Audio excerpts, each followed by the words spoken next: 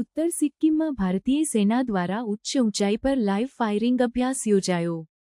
ઉત્તર સિક્કિમના પ્લેટો સબ સેક્ટરમાં, જે ભારત ચીન સરહદના લાઇન ઓફ એક્ચ્યુઅલ કંટ્રોલ નજીક આવેલું છે, ભારતીય સેના દ્વારા તાજેતરમાં ઉચ્ચ ઊંચાઈ પર લાઇવ ફાયરિંગ અભ્યાસ યોજાયો.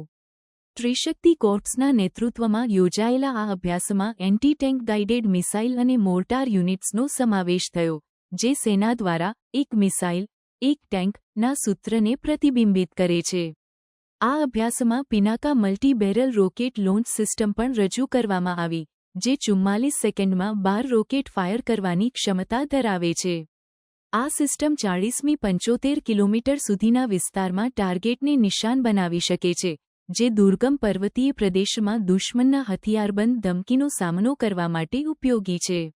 ઉચ્ચ ઊંચાઈવાળા આ ક્ષેત્રમાં તૈનાત સૈનિકોને આધુનિક અને આત્મનિર્ભર ટેકનોલોજીથી સજ્જ કરવામાં આવ્યા છે, જેમાં 7.62 મિલીમીટર સિગ સોયર રાઇફલ્સ અને ઓલ ટેરેને વાહનોનો સમાવેશ થાય છે.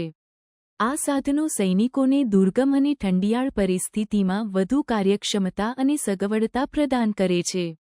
ભારતીય સેના માત્ર રક્ષણાત્મક કામગીરીમાં જ નહીં, પરંતુ સ્થાનિક સમુદાયના જીવનસ્રોતોને ટેકો આપવા અને વન્યજીવનના સંરક્ષણમાં પણ યોગદાન આપે છે. ઉત્તર સિક્કિમમાં 2023માં થયેલા હિમનદી તળાવ વિસ્ફોટ પૂર પછી, સેના દ્વારા રાહત અને પુનઃસ્થાપન કાર્યમાં મહત્વપૂર્ણ ભૂમિકા ભજવાઈ હતી.